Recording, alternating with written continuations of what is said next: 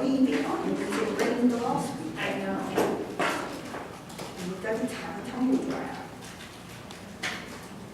Okay, we're going to do some more ballistic skills.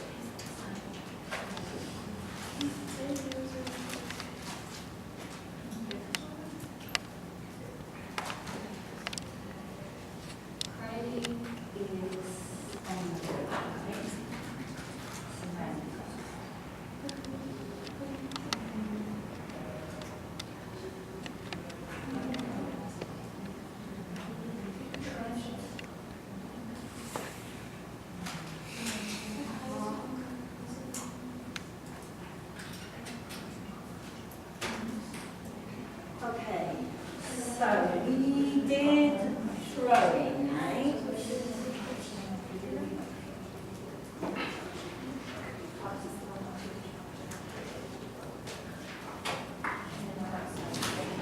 Any questions on throwing before we start kicking? Okay, so remember we said that these authors had grouped this set of skills together in a separate chapter. Most books have a chapter on locomotor skills and then a chapter on object control. All right? So in this particular textbook, they lump together the ballistic skills because the mechanics hold true across this group of skills. All right? So, kicker's going to strike the ball with their foot. So it's ballistic because we're applying force to the object to project the object. But it's different, particularly when we look at kicking within a game, because in this instance, the person applying the force isn't in control of the ball. Right? The nice thing about throwing is I have the ball, so I'm somewhat in control of the choice of when to throw, how to throw. Okay? But when we look at kicking, now my job is to make contact and apply force to an object that is moving, possibly in space, but across the ground, okay? So now we have the beginning of the idea of needing to look at perceptual abilities as well. I have to have good eye-foot coordination to make contact.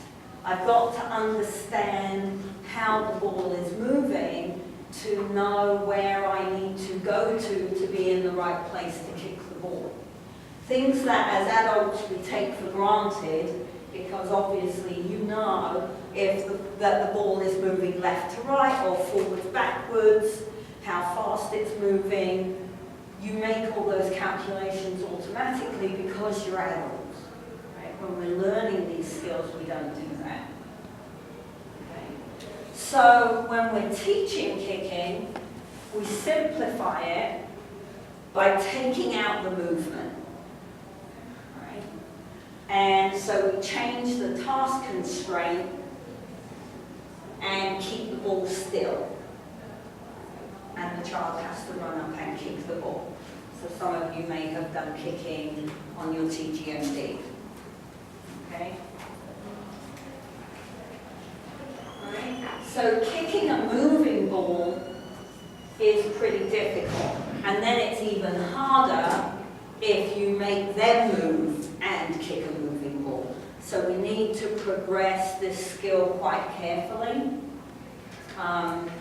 Couple of times we've done kicking, sometimes what happens is they'll run up because we're encouraging them to move to the ball, but because their depth perception and their perceptual awareness is quite low, they'll run up and they'll step on the ball and then they end up falling over. Right? So we'll probably see one or two kids do that at some point on the playground this semester. So as with the other skills we've looked at, there's tons and tons of film clip for you to look at on your text website. But I'll show you a couple of clips. I'm not going to show you all of them because it's too much. You can't see her. Catherine, could you, the left-hand switch, could you flip that down for me? Thanks. So,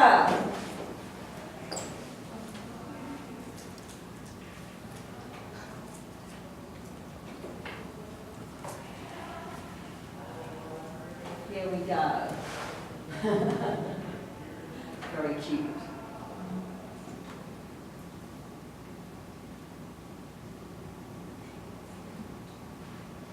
Now I have to say, it's quite interesting to watch this piece of film and watch her step into the ball, because I wouldn't expect that. So I suspect that they did some practice with her ahead of time, because usually if you look at your, particularly on the MSU chart, the first stage is standing at the ball and just towing it. So she does the toe, there's no leg swing there, but the fact that she's stepping in makes me think that she's probably had a little bit of practice before they did the filming. Either she does it with her parents at home, or they did some practice before they did the actual shooting of the film. Matt, can you put that up on the table for me so they get a better view? Thank you, sir.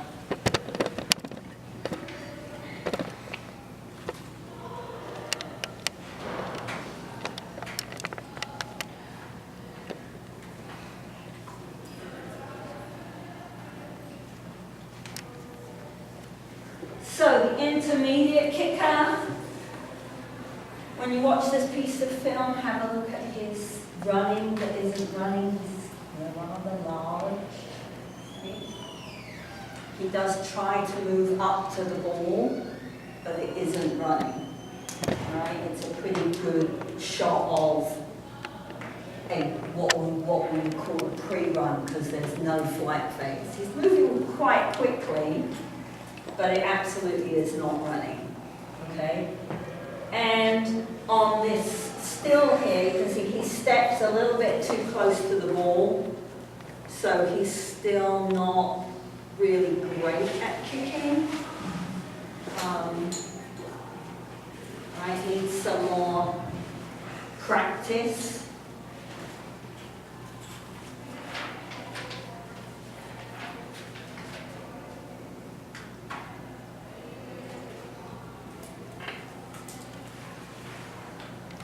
So the characteristics for proficient kicking would include that we see a good wind-up, all right? So the trunk is involved, the opposite arm might be involved. We've got a really good backswing with the kicking leg, okay? Remember our chapter 3, rotational distance and inertia. Right? If I want to overcome inertia of the ball, I want the most force, so I want to be able to apply force through the longest distance. That distance, when we look at kicking, is the big step forwards as well as the rotational distance of the leg arm.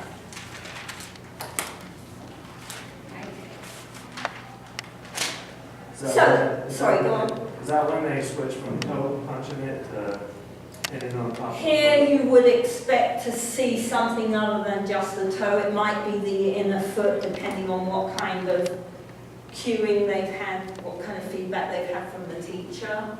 If it was a professional kicking, it would probably be the top of the foot around the laces. Certainly if it was a... So that doesn't start at intermediate at all? It's unlikely, because there's not enough space, because they're still getting too close to the ball. So they might do arch as an intermediate, but I would say, I don't have a lot of experience with kicking, but I would say it's probably unlikely that you would see laces kicking at intermediate level. But if you watch rugby players who are taking a penalty, that's a very obvious top of the foot. We would expect to see some segmented rotation, as we see with proficient throwing. All right? So the thigh is going to move the trunk, hip, leg, and then lower leg. Right?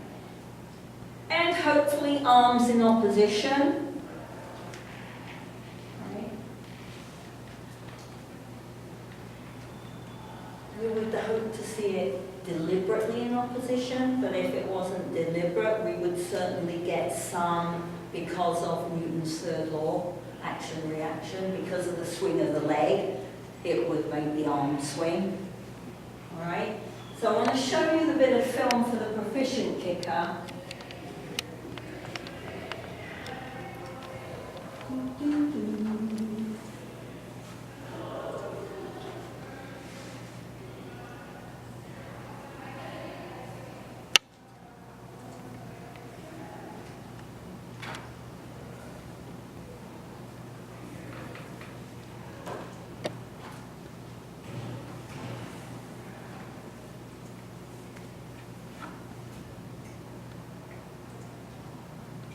So I'll try, I don't know if I can stop it, I'll do it. I'll do it.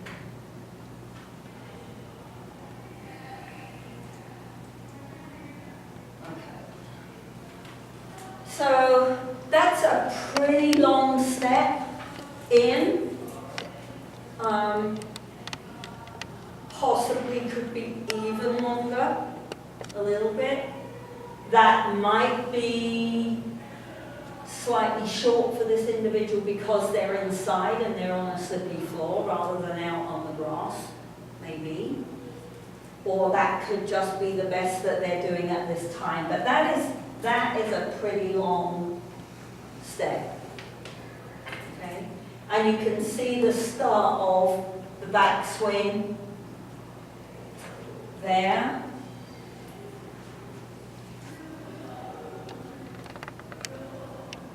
I'm never quite sure about this folding on the follow-through. That always looks a little odd to me. I would have thought you would want to stay slightly more upright. I But, think that's just keeping the ball down. okay, there you go. I don't know enough about kicking, as I said. Don't know much about kicking. And again, I don't know if you would see that behavior outside or whether it's a balance tool. Because once you start going like that, I mean, the ball's going to start carrying up. Lifting up, okay.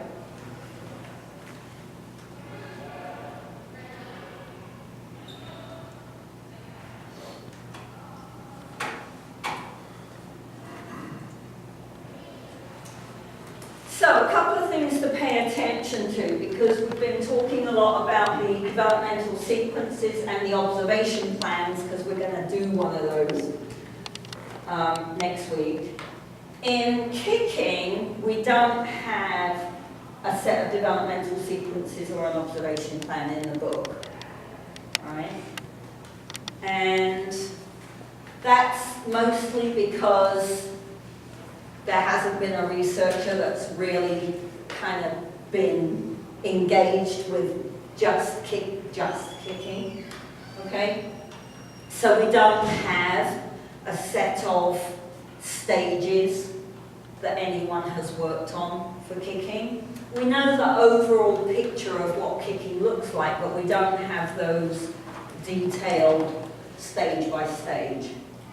Now, we don't know the qualitative change in the components at this point. Okay. We do know, though, that kicking doesn't appear to be automatic. Right? It's a learned skill, it's not a hardwired skill. So if we don't give children practice at kicking, then we don't see kicking that looks more efficient. So if we look at older children or we look at adults, certainly if you look at me, my kicking would not be considered proficient, right? I would look a little bit like the kid in the intermediate video, all right? So not all older children and adults kick proficiently unless they've had a lot of practice at it. So that tells us it's not hardwired. If it was hardwired, everybody would be able to kick pretty well, right? Like we can all walk well. Walking is hardwired, okay? So probably generating force is more often crucial in the game, not always, because if I'm dribbling a soccer ball, that's kind of kicking, right? But in that case, what is important is control of the ball, not force on the ball. But if I'm taking a penalty kick, or I'm trying to kick the ball to the person down the field on the wing, then force is going to be crucial. Right? So if, again, I've got to be careful when I'm teaching this, what's the goal? What's the task constraint that I put on the kicking station that I set up? Am I asking them to kick to hit a specific goal? Or am I, like we did with the throwing that Rasan did for us, right? Am I asking them to hit a target? Or am I asking them to kick the ball as hard as they can? Okay?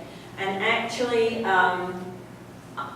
for the playground, I've changed the net for soccer, because I used to have quite a small little soccer net, and the kids would put the ball right in front of the soccer net in order to get it into the net.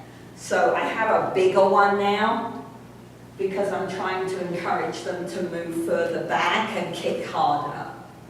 And it's easier for them to get the ball in because it's so much bigger. So I don't know if it will work, but hopefully it will work. It looked better last semester, I have to say.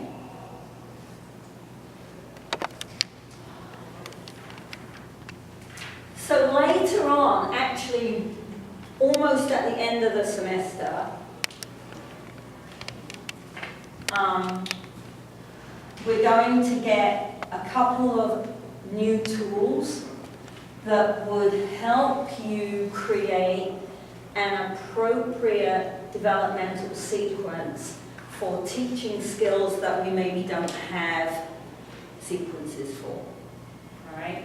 So you won't have to completely make that up off the top of your head, because you're going to have a couple of new tools that will help out. So you want to make it as developmentally appropriate to the individual you're working with as you can. Right? Because that is going to mean they have more success, and then it's fun, and then they want to try again, and then they want to try again, and then we have practice, and then everything gets better. Right?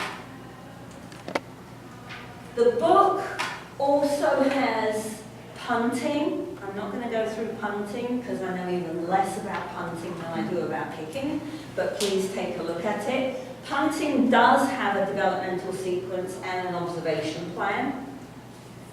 All right. But when we're teaching kicking, just keep in mind, proficiency is often linked to force or distance in a game, not always, but often. Right? And so proficiency means obeying our mechanical principles that we learned in chapter 3. Right? It's not automatic. I have to teach the skill if I want people to learn how to kick. Right? And older adults who are active actually maintain pretty good kicking patterns, especially if they keep practicing it. So soccer is a little bit more again that you can play as you get older, rather than football or rugby, which after a certain age you do not really see.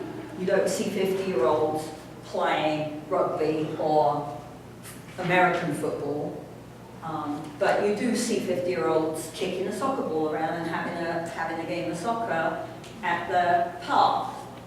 At least we do, where we come from, right? They're all looking at me going, no you don't. Yeah, you do. Okay? So, and always be thinking, come back to our constraints triangle from the beginning of the book, right? All the time you're reading this information, keep thinking, what constraints are at play? What could I change? What am I able to manipulate and what can I not manipulate in this? Right? What's the movement pattern I want to emerge? And so what can I put in place to try to encourage that particular movement pattern to happen? Right? Because that's what the triangle is all about. Okay?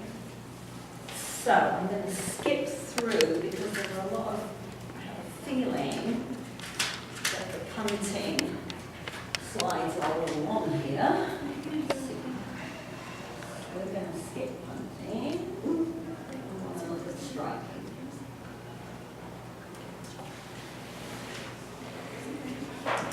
So we should still go back and look at that. Yeah, please. So, most of the assessments that we look at are assessing sidearm striking. Okay, so they're assessing something that you would use for baseball, softball, tennis, rather than, and it's usually a forehand, so the assessment tools don't look at backhand in tennis, they don't look at serving, okay? They don't look at an under strike like for cricket or for golf. Okay, so there's lots, think outside the box. Okay? There's lots of different versions of striking that you may have to develop an assessment for because it isn't sidearm striking. Sidearm striking doesn't have to use an implement. I can use a balloon in my hand. That's often a good way to start. Or a very soft light ball and my hand to try to help with the eye-hand coordination. Or I can use an implement. I can use a racket, I can use a bat. Okay. But the mechanical principles, again, are very similar. I have to apply force to the ball in order to project the ball where I want it to go.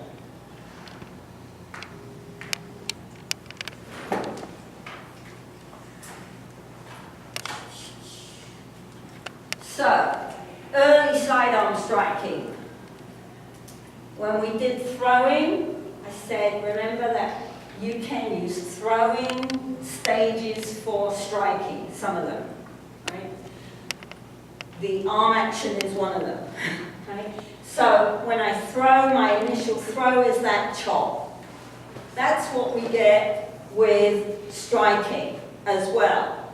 And if anyone was watching today, those of you that were on the playground today, little Javier was doing that perfectly.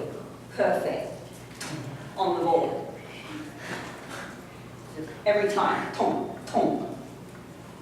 So, nice chopping experiment for us. Don't expect to see a step or any rotation or anything happening. All right?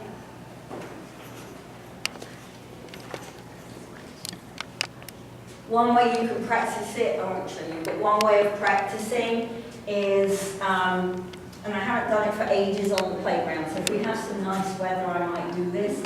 You can hang, they've got a tennis ball on a string here, but you can get a balloon and tie the balloon to a piece of string, wrap it onto the swing set, get the swings out of the way, and have balloons hanging down and give them the paddles and get them to whack the balloons instead of hitting the ball off the cone like we're doing this week. So if we get some decent weather, I might do that one again because I haven't done that for ages out there, and it's quite fun to watch them play with that one.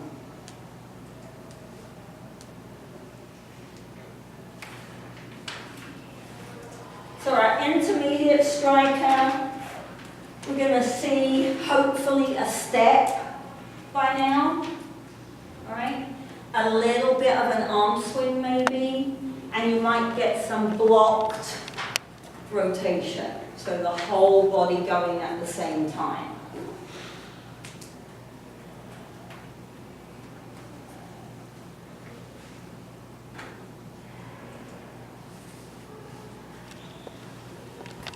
And then proficient sidearm striking, because after gymnastics my next favorite sport is tennis, I always find this quite interesting when you look at the research and you look at how-to tennis books. They tend to be quite old-fashioned, and so the forearm action is to step in opposition sideways onto the ball and to hit the ball as if you were swiping your racket across the top of a table. And that tends to be the picture of the characteristics that we see in the textbooks and in the research. All right? So a horizontal swing, a large horizontal swing, some segmented rotation, right? A sideways stance and a long step. If you actually watch tennis now, you don't see this very often. This is really old-fashioned. Right? For a start, they often do not step in opposition because they'll step to the ball and then use their body to create the rotation rather than the hips. Okay? They also rarely do a horizontal swing because everybody, not very many people hit the ball flat.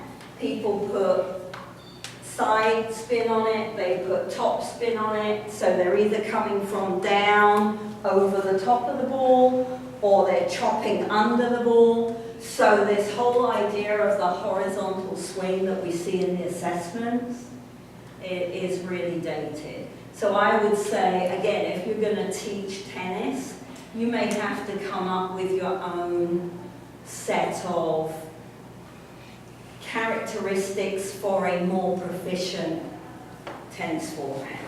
And I've not seen anything out there for a backhand. So I think you would have to create that as well. Okay?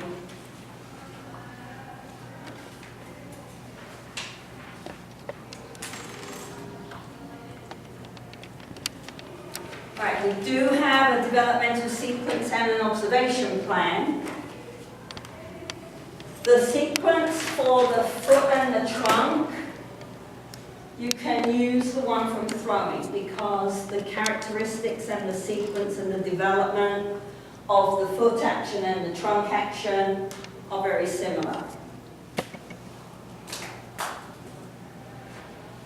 All right.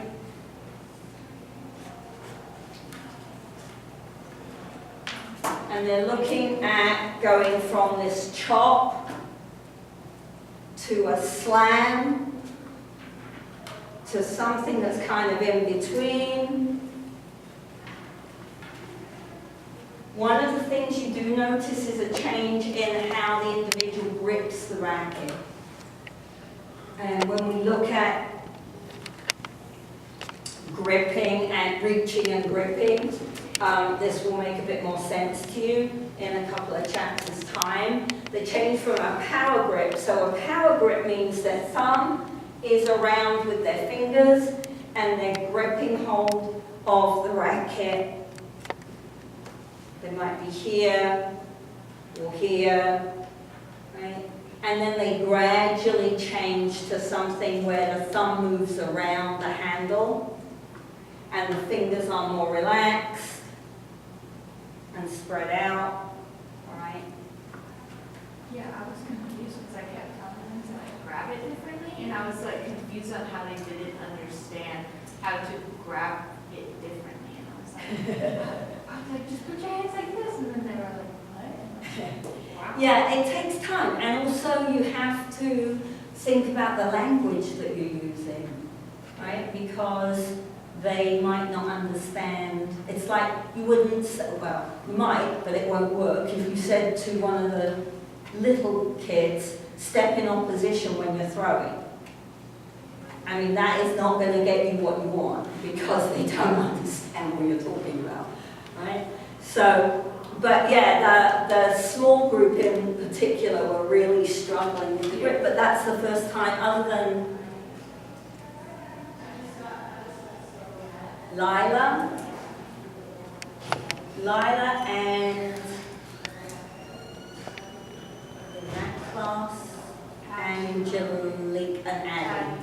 Yeah, those three are the only ones coming back. So for everybody else, it was the first time they'd seen it.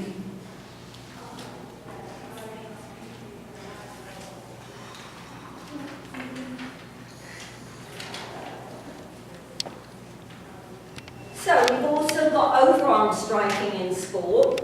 So we have a volleyball serve that doesn't use an implement and a tennis serve, which is a very similar action using an implement. But overarm striking, although the principles are the same, it doesn't look like that sidearm striking, right? I've got a backswing, I've got a toss. Overarm striking is very difficult because I've got to toss the ball and control that arm as well as control the striking arm.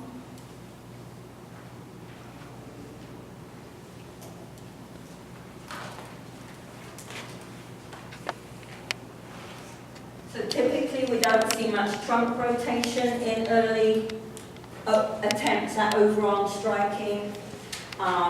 They might swing and try to hit with the elbow kind of bent or loose.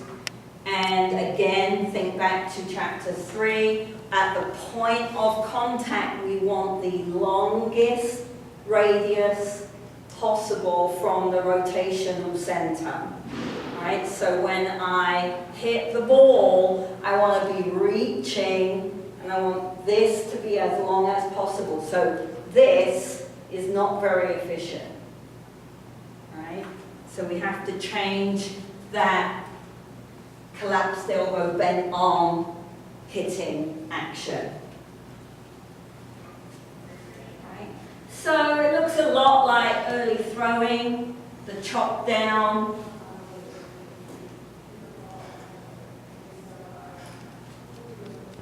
And then they get into a whole load of numbers on overarm striking, and I'm not sure why the research went into all these numbers, because we don't see it on any of the other skills. All right, so I would not worry too much about the numbers.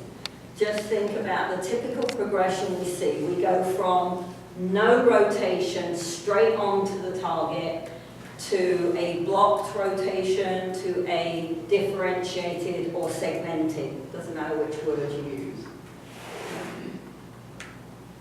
We want the elbow as straight, we want the reach as high, we want the radius of rotation to be as long, wide, broad, however you want to think about it, as possible at the point of contact with the ball.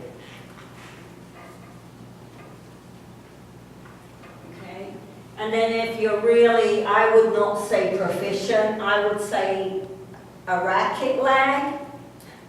That's pretty expert.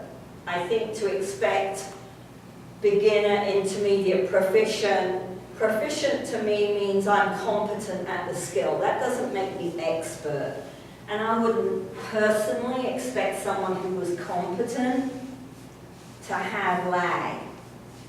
in that skill. That's pretty hardcore, right? But that's my personal opinion, not based on the research.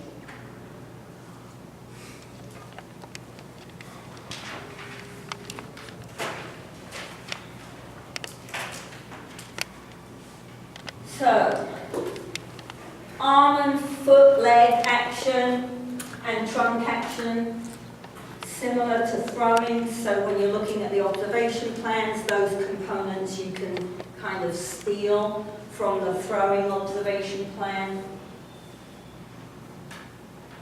We talked about that. No trunk rotation, minimal or blocked, and then segmented. And again, they get into a whole pile of numbers that we've never got on any of the other skills. So someone was very interested in either tennis or volleyball that was researching this. I would not worry about the numbers. Okay? Get the overall idea of the sequence of development. The numbers is too small a detail, and it's how do you see that anyway when you're teaching, right? Unless I'm filming it and stopping the film and measuring it. We want something that's useful for us to see when we're out on the playground, or we're out with our athletes, or we're out with our clients, okay?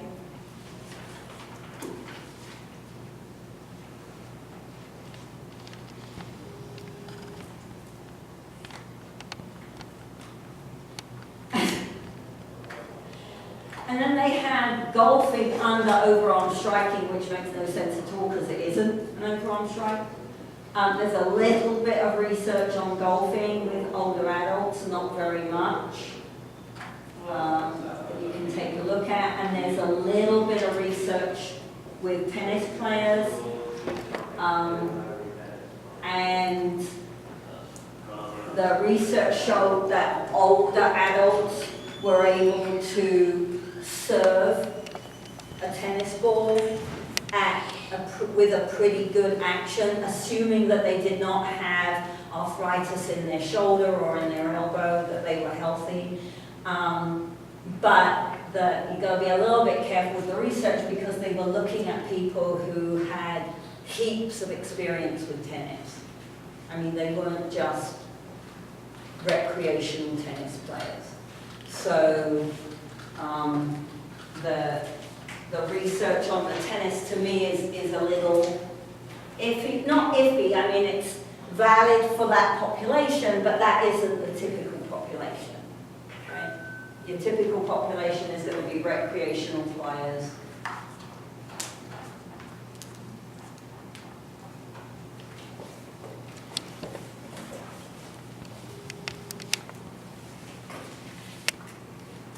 All right, so assessing ballistic skills. So you can use the developmental sequences and the observation plans as checklists. I would use the observation plan, it's a lot easier than trying to read the detailed description in the developmental sequence.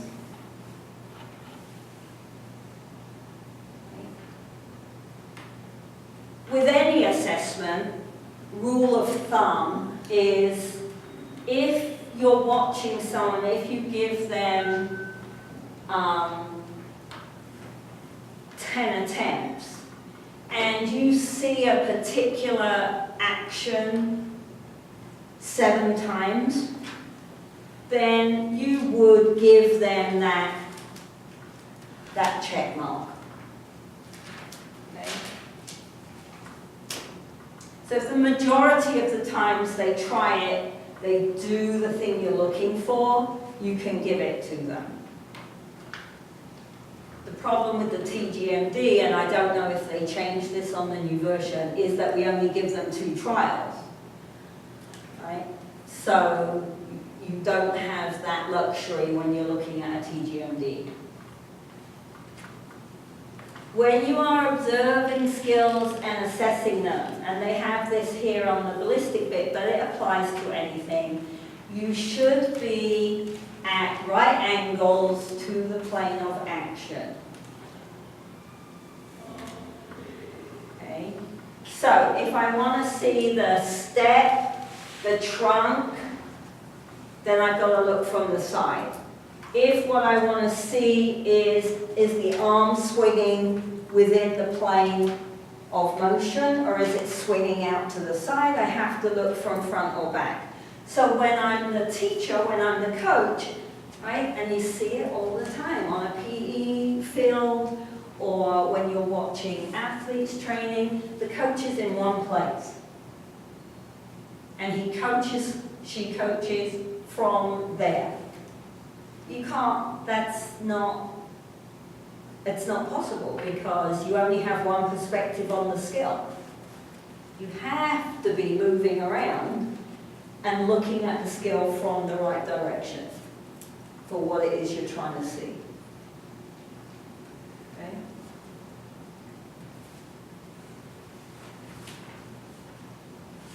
All right.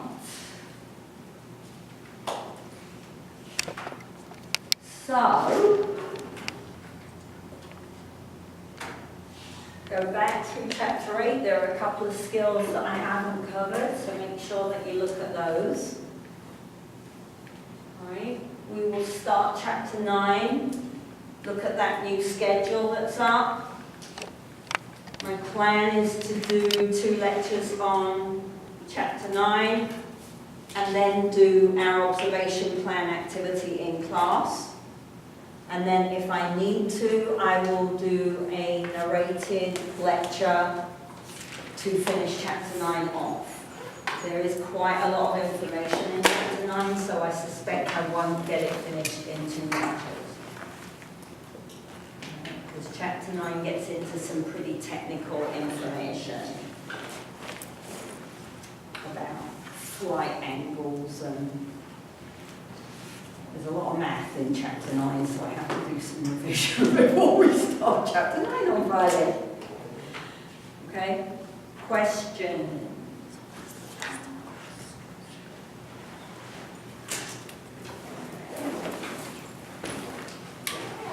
So today is Wednesday, right? So your midterm grade will only be on your role play and the first exam. Nah, not the exam. So